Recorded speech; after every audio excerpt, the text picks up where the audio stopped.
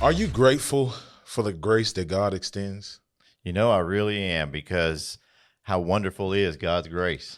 Oh, it's wonderful. The best amount of grace that one could ever hope to receive, right? And so the question that we have before us today is, does that grace need to be appropriated? Does grace need to be appropriated is the question that's being asked to us today. That's interesting. I wonder what they mean by that. Well, it's kind of difficult to be able to tell what angle they're coming from and what they really mean by that. But we will go off of the word of which they chose to use, which is appropriated, and try our best to define our terms and give the best answer that we can according to what they've asked. So that word appropriate has three different definitions for it. So that's why we say it's a little difficult one for us. But the first one would be that for one to set apart or to assign for a particular purpose or for a particular use, as well to take exclusive possession of would be the second definition. And then the third definition would be to take or to make use of something without the right to do so. So meaning you don't have the authority to do it, but you take it and you use it for whatever use you want to use. I see. Well, that's interesting because by using it, and typically in our society today, you hear that word appropriate a lot. And a lot of times that means that they've taken something that doesn't belong to them and trying to use it. And in that case, that makes me think of what is the source of grace? Just like God is love that we read about in John 4. God is also merciful. He's also gracious. In fact, 1 Peter chapter 2, verse 3 says that, why do you test the Lord if you have tasted the Lord is gracious? So we got to look at the source of who has grace. Right. So we don't have that ability to take that from God at all or anything like that. But there's two parts to this, right? Okay. There's two parts and two ways which we want to answer this.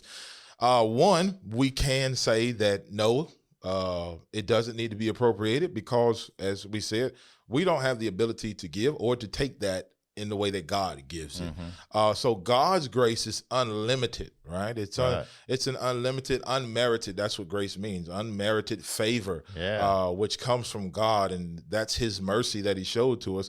And in Titus chapter 2 and verse number 11, by the grace of God is through salvation, which he extended to all of mankind.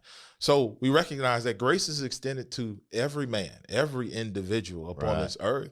And so that's why we say it doesn't need to be appropriated, number one.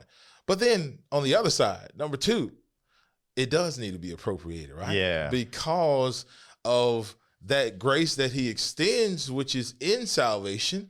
If we want to appropriate, if you will, and take hold and take possession of all of the benefits that's inside of grace that God extends, then it comes by salvation, which comes by the gospel, comes by way of the gospel. Absolutely. And I think there's another aspect to it is that if you want to receive God's grace, which we all do, we all want that grace, we also need to extend it to others. That's right.